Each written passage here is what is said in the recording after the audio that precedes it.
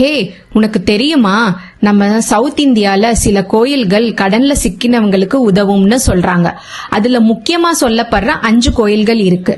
முதல்ல கர்நாடகாவில இருக்கிற குக்கே சுப்பிரமணிய கோயில் நாகதோஷமும் பித்ருபாவமும் நீங்குவதற்கு ஃபேமஸ்னு சொல்றாங்க.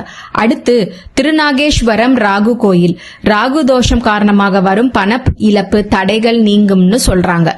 மூன்றாவது ஆந்திரால இருக்கிற அந்தர்தேவி லட்சுமி நரசிம்ம கோயில், தொழில் வியாபாரத்துக்கு பாதுகாப்பு தருபவர்னு சொல்றாங்க.